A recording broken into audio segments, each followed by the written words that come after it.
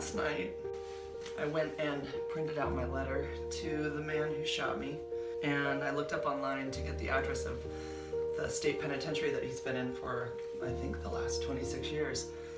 I looked up his name and he's not there. They moved him. He's gonna be released in May of 2017. He's in a rehabilitation re-entry program. Wow, he's not gonna be behind bars anymore. This is kind of real. I'm still gonna send a letter. I still wanna tell him how I feel about it. But you know, maybe he never even thought about it again. I'm not expecting to strike up a friendship or anything. I just wanted to let him know, human to human, how it affected me.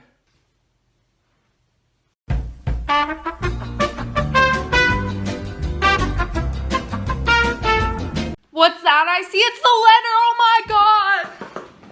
What I wanted to do was read this letter to all of you so that you knew where I was coming from when this letter made it to him, and we'll see what his response is. Here it goes. Okay. Dear Mr. Blackwell Jr., on March 20th, 1991, I believe you shot me at the Bank of the West in San Jose while robbing my station. Don't worry, I don't come to you with anger whatsoever. I come in complete peace. I found you online recently after someone suggested that I try to make contact with you.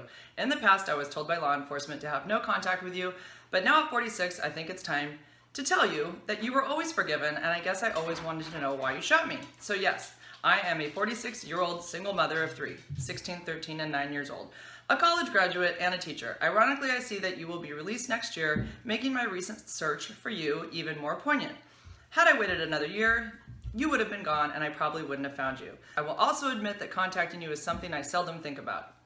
That's what I mean. It was more important to me in the earlier days, but recently I told my story about that day via a YouTube video and someone encouraged me to find you. I really want you to know that I never held angry feelings toward you, and being shot in a bank robbery didn't change me in any way.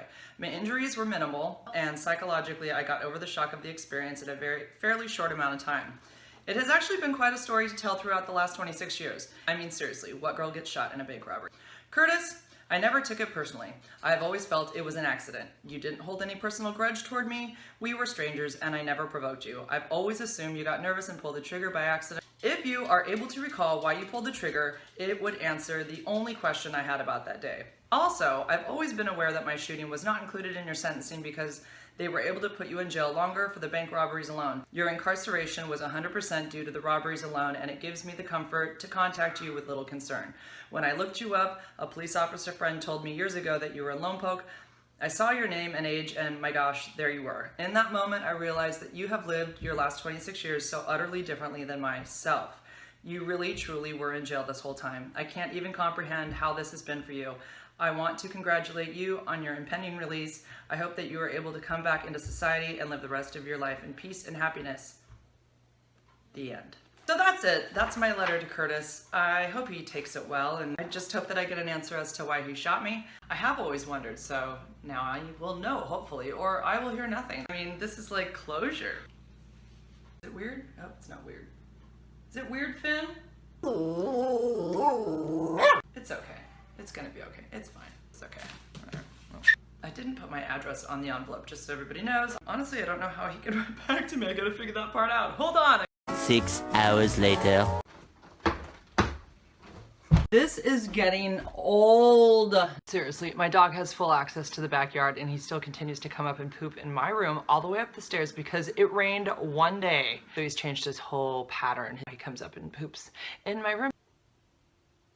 So I called the facility where he's moving to, and I have to say, the woman that I've spoken to 2 times is incredibly rude. And honestly, she makes me feel like I'm the bad guy. I feel like screaming at her and going, I'm the one who got shot. I got shot! Me! She's very curt and doesn't offer any information. I have to ask all these questions to try to figure out how to get him a letter, as if sending a letter to him is going to be the worst thing that's ever happened to him. I'm trying to do a good deed here. I will mail it. I have the address.